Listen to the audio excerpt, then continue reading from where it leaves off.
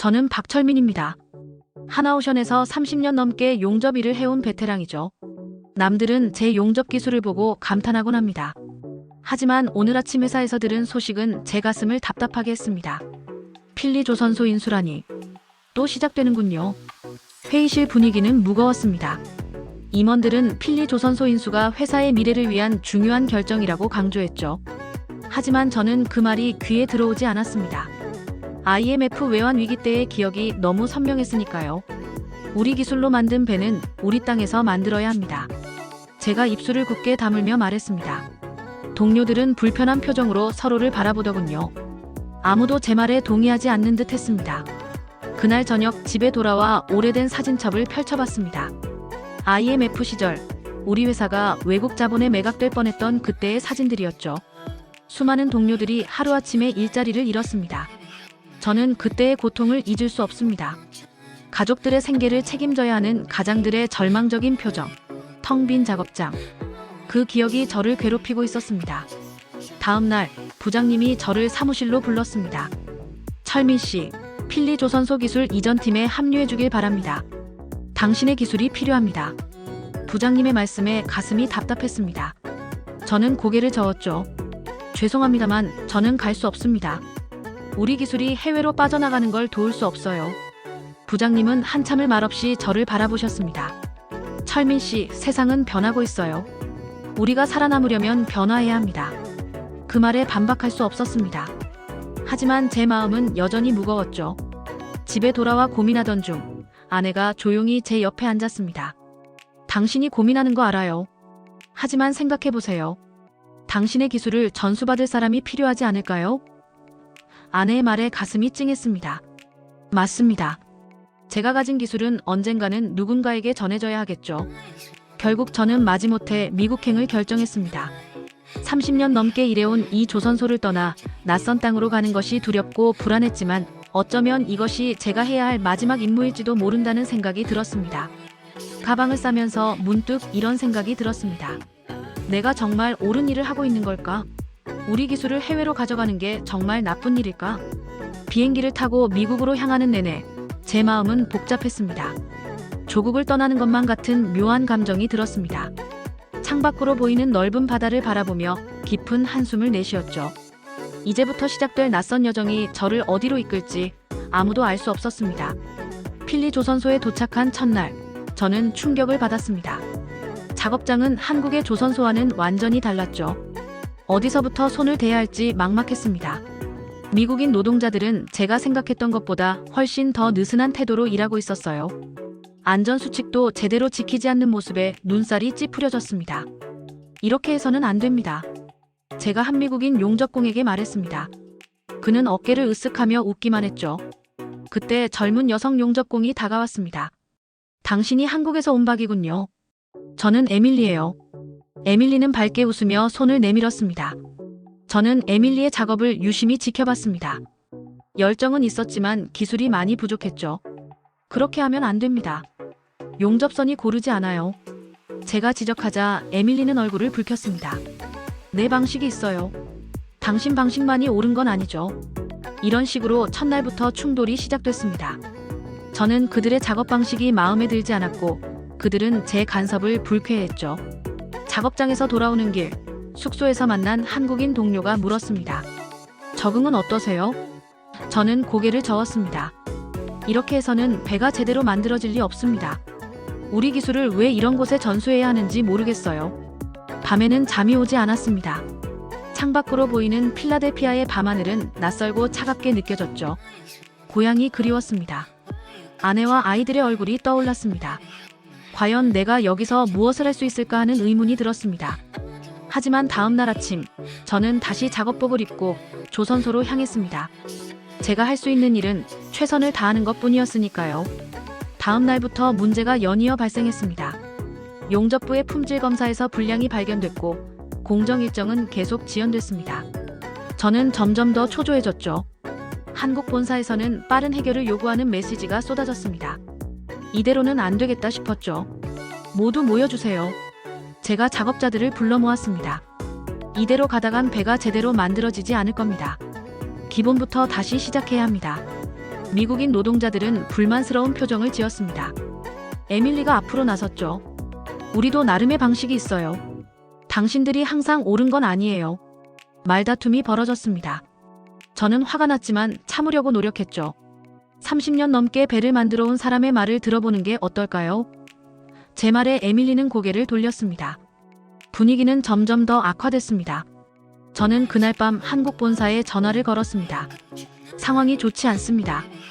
이대로는 계획대로 진행하기 어려울 것 같습니다. 다음 날 대형 용접 장비에서 문제가 발생했습니다. 아무도 원인을 찾지 못했죠. 저는 한숨을 쉬며 장비를 살펴봤습니다. 오랜 경험으로 문제점을 발견했지만 미국인 기술자들은 제 의견을 무시했습니다. 우리 방식대로 해결할 겁니다. 그들의 고집에 저는 입을 다물었습니다. 하루가 지나고 이틀이 지나도 문제는 해결되지 않았습니다. 생산 라인은 멈춰섰죠. 본사에서는 강한 압박이 들어왔습니다. 저는 밤잠을 설치며 해결책을 고민했습니다. 모든 게 제 책임인 것 같았습니다. 30년 경력이 무색하게 저는 이 낯선 땅에서 아무것도 할 수 없는 무력한 사람이 되어 있었죠. 주말 텅 빈 작업장에 혼자 남아 장비를 살펴보던 중 에밀리가 나타났습니다. 뭘 하고 있어요? 저는 잠시 망설이다가 제 생각을 말했습니다. 이 부분의 압력 조절 밸브에 문제가 있는 것 같아요. 하지만 아무도 들으려 하지 않습니다. 에밀리는 잠시 생각하더니 말했습니다. 한번 시도해 볼게요. 우리는 함께 밸브를 교체했습니다. 놀랍게도 장비가 정상적으로 작동하기 시작했죠. 에밀리의 눈이 커졌습니다. 어떻게 알았어요? 저는 미소 지었습니다. 경험입니다. 비슷한 문제를 겪은 적이 있어요. 그날 이후 에밀리는 제게 더 많은 질문을 하기 시작했습니다. 처음으로 누군가 제 말에 귀를 기울이는 것 같아 기분이 좋았죠. 하지만 다른 미국인 노동자들은 여전히 저를 불신했습니다. 생산 라인은 부분적으로 재가동됐지만 여전히 많은 문제가 남아 있었죠. 어느 날 밤 에밀리가 저를 식당에 초대했습니다. 선배님의 이야기를 더 듣고 싶어요. 처음으로 누군가 저를 선배라고 불러주어 기분이 이상했습니다. 저는 조심스럽게 한국 조선소에서의 경험, IMF 시절의 이야기를 들려주었죠. 우리는 회사를 살리기 위해 밤낮 없이 일했습니다. 새로운 기술을 개발하고 비용을 절감하기 위해 모든 노력을 다했죠. 하지만 결국 제 목소리가 떨렸습니다. 그 아픈 기억을 말하는 것은 여전히 힘들었습니다. 결국 많은 동료들이 일자리를 잃었습니다. 저는 그들을 지키지 못했죠. 에밀리는 조용히 제 이야기를 들었습니다. 그리고 놀랍게도 그녀의 눈에 눈물이 고였습니다. 이제 이해가 돼요. 왜 그렇게 완고하셨는지. 그 순간 무언가 깨달았습니다. 저는 과거의 상처에 갇혀 있었던 거죠. 외국 자본, 해외 사업 확장. 이 모든 것들이 제게는 트라우마였습니다. 하지만 지금은 다른 상황일지도 모르겠다는 생각이 들었습니다. 에밀리의 진심 어린 눈빛을 보며 처음으로 마음이 열리는 느낌이 들었습니다. 다음 날 저는 새로운 마음가짐으로 작업장에 들어섰습니다. 여러분, 제 경험을 나누고 싶습니다. 제가 먼저 다가갔죠. 처음에는 의심스러운 표정이었지만 점차 미국인 노동자들도 제 말에 귀를 기울이기 시작했습니다. 에밀리가 통역을 도와주었고 우리는 조금씩 서로를 이해하기 시작했습니다. 저는 그들에게 한국 조선소의 정밀한 작업 방식, 안전수칙의 중요성을 설명했습니다. 그들도 자신들의 경험과 지식을 나누었죠. 놀랍게도 서로에게 배울 점이 많았습니다. 그들의 창의적인 문제 해결 방식은 제게도 새로운 시각을 제공했습니다. 제가 너무 경직되어 있었다는 걸 깨달았죠. 함께 일하며 저는 에밀리의 숨겨진 재능을 발견했습니다. 그녀는 빠르게 배우고 창의적인 아이디어를 내는 능력이 있었죠. 당신은 타고난 용접공입니다. 제가 진심으로 칭찬하자 에밀리는 행복한 미소를 지었습니다. 좋은 선생님을 만났으니까요. 작업장의 분위기가 변하기 시작했습니다. 함께 문제를 해결하고 서로의 지식을 공유하면서 생산성이 향상됐죠. 용접 불량률이 줄었고 공정 일정도 점차 정상화되었습니다. 본사에서도 긍정적인 피드백이 오기 시작했습니다. 저는 처음으로 이 일이 성공할 수 있겠다는 희망을 가졌습니다. 어느 날 대형 선체 블록 조립 중 위기 상황이 발생했습니다. 크레인 오작동으로 무거운 강철 블록이 위험하게 흔들렸죠. 저는 순간적으로 판단했습니다. 모두 비켜. 내가 처리할게. 30년의 경험이 몸에 배어 있었습니다. 위기 상황에서 무엇을 해야 할지 본능적으로 알았죠. 저는 신속하게 안전조치를 취하고 크레인 운전자에게 정확한 지시를 내렸습니다.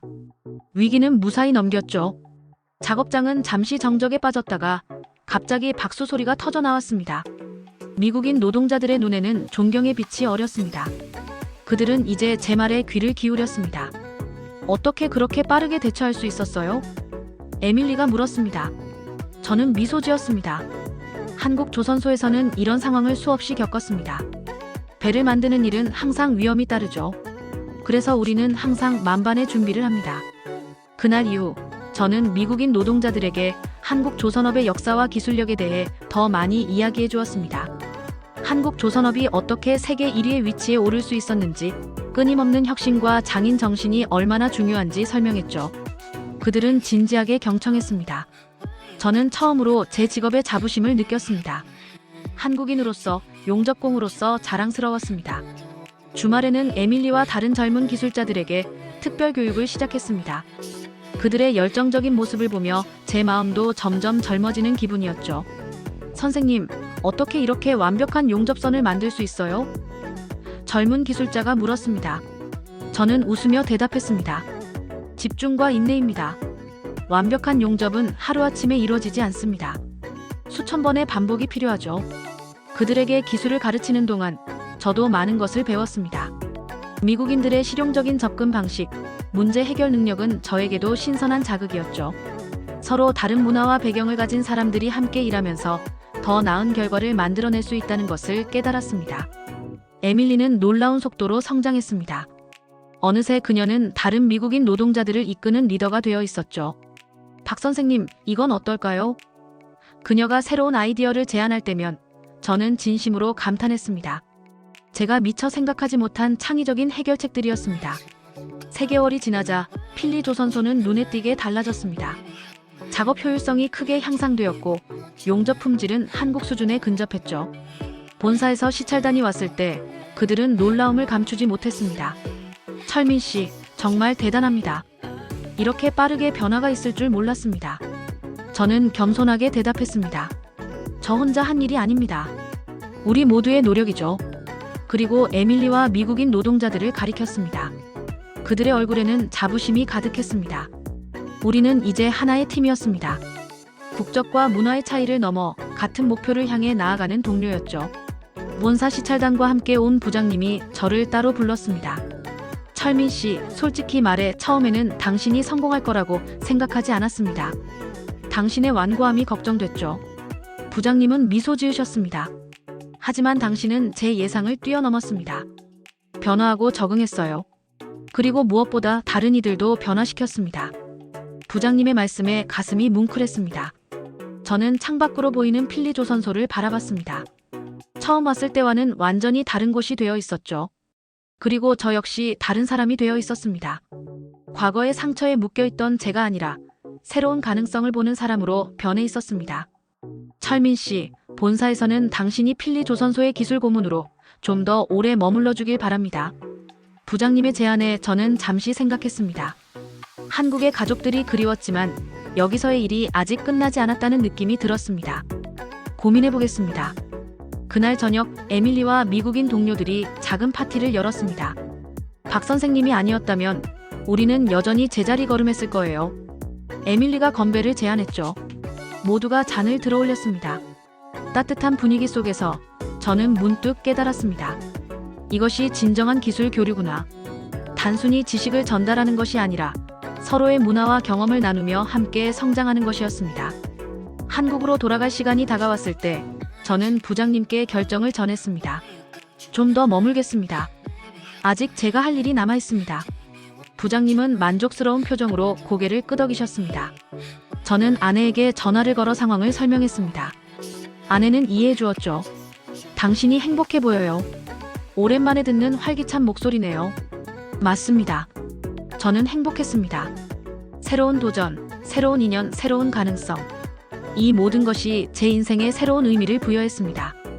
처음에는 두렵고 불안했던 해외 파견이 이제는 제 인생의 전환점이 되었습니다. 필리 조선소는 점점 더 발전했습니다. 우리는 함께 고품질의 선박을 건조하기 시작했고 국제적인 인정을 받기 시작했죠. 미국과 한국의 기술력이 만나 시너지를 일으키는 현장을 직접 목격하는 것은 놀라운 경험이었습니다. 저는 더 이상 해외 진출을 두려워하지 않았습니다. 오히려 한국 조선업의 세계적인 경쟁력을 확신하게 되었죠. 1년 후 저는 한국으로 돌아왔습니다. 하지만 예전의 저와는 달랐습니다. 시야가 넓어졌고 변화를 두려워하지 않게 되었습니다. 회사에서는 제게 후배 기술자 양성 프로그램을 맡겼습니다. 저는 기꺼이 수락했죠. 젊은 기술자들에게 제 경험과 지식을 전수하는 일은 보람찼습니다. 에밀리와는 정기적으로 연락을 주고받았습니다. 그녀는 이제 필리 조선소의 핵심 인력이 되어 있었죠. 선생님, 우리가 만든 첫 번째 배가 곧 진수됩니다. 꼭 보러 오셔야 해요. 그녀의 메시지에 가슴이 뿌듯했습니다. 결국 저는 배의 진수식에 참석하기 위해 다시 미국을 방문했습니다. 필리 조선소는 더욱 발전해 있었습니다. 한국의 기술력과 미국의 창의성이 완벽하게 조화를 이루고 있었죠. 진수식에서 에밀리가 저를 단상으로 불렀습니다. 이 배는 박 선생님의 가르침 없이는 불가능했을 겁니다. 박수 소리 속에서 저는 감격에 겨워 말을 잇지 못했습니다. 제 앞에는 우리가 함께 만든 아름다운 배가 있었습니다. 그 배는 단순한 철 구조물이 아니었습니다. 그것은 서로 다른 문화와 배경을 가진 사람들이 함께 이룬 성과였죠. 국경을 넘어선 협력의 상징이었습니다. 저는 처음에 큰 실수를 했습니다. 제가 마이크 앞에서 말했습니다. 변화를 두려워했죠. 하지만 여러분 덕분에 깨달았습니다. 우리의 기술, 우리의 지식은 함께 나눌 때 더 큰 가치를 만들어낸다는 것을요. 청중들은 열렬히 박수쳤습니다. 그날 저녁 에밀리와 옥상에서 별을 보며 이야기를 나눴습니다. 선생님, 기억나세요? 처음 만났을 때 얼마나 서로를 미워했는지요. 에밀리가 웃으며 말했습니다. 저도 미소 지었습니다. 서로를 이해하지 못했던 거죠. 지금 생각하면 참 어리석었습니다. 에밀리는 진지한 표정으로 물었습니다. 한국으로 돌아가시면 또 오실 건가요? 저는 고개를 끄덕였습니다. 물론이죠. 이제 이곳은 제 삶의 일부가 되었으니까요. 그 말은 진심이었습니다. 필리 조선소는 더 이상 낯선 곳이 아니었습니다. 여기에는 제 노력과 땀, 그리고 새롭게 맺은 인연들이 있었죠. 한국으로 돌아온 후 저는 회사에서 해외 기술 교류 프로그램의 책임자로 임명되었습니다. 이제 저는 젊은 기술자들에게 국제적인 시각을 갖도록 격려하고 있습니다. 세계는 넓습니다. 우리 기술을 가두지 말고 함께 나누며 더 큰 발전을 이루어야 합니다. 제가 후배들에게 항상 강조하는 말입니다. 가끔은 예전 생각이 납니다. IMF 시절의 아픔, 외국 자본에 대한 두려움. 하지만 이제는 그 기억들이 저를 속박하지 않습니다. 오히려 저를 더 강하게 만들어준 경험이라고 생각합니다.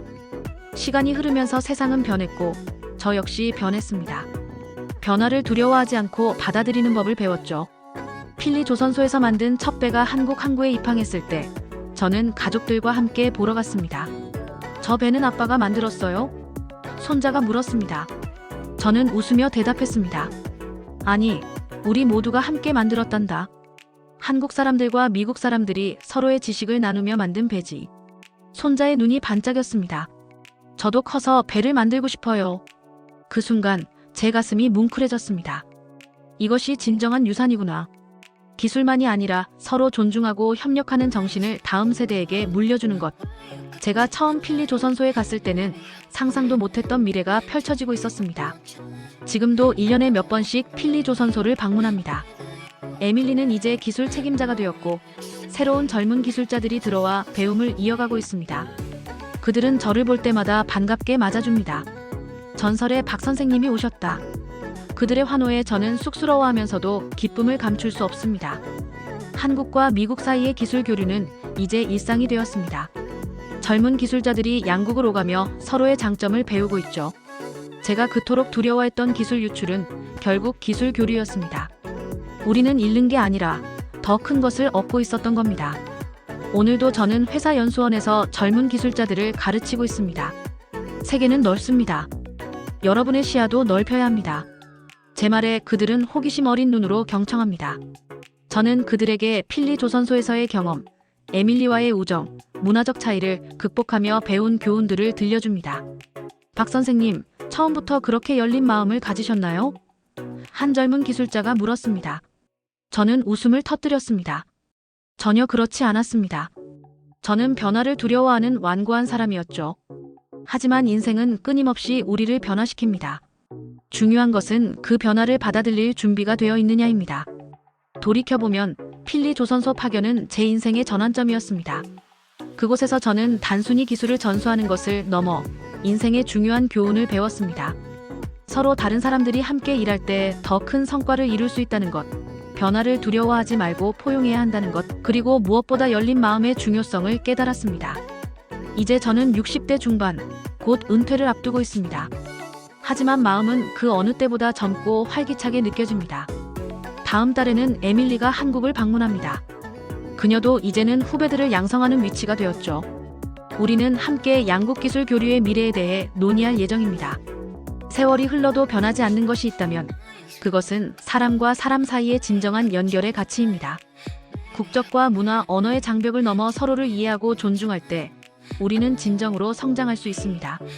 이것이 제가 필리 조선소에서 배운 가장 소중한 교훈입니다. 오늘 아침 창밖으로 반짝이는 바다를 바라보며 생각했습니다. 그 바다 위로 우리가 함께 만든 배들이 항해하고 있겠죠. 그 배들은 단순한 철 구조물이 아닙니다. 그것은 서로 다른 문화와 배경을 가진 사람들이 함께 이룬 성과, 국경을 넘어선 협력의 상징입니다. 저는 이제 두려움 없이 미래를 바라봅니다. 세계는 계속 변화할 것이고 우리 조선업도 새로운 도전에 직면할 것입니다. 하지만 우리가 서로의 지혜를 나누고 함께 노력한다면 어떤 바다도 건널 수 있을 것입니다. 그것이 제가 30년 넘게 용접공으로 살아오며 깨달은 진리입니다. 배를 만드는 일은 결국 사람과 사람을 연결하는 일이니까요.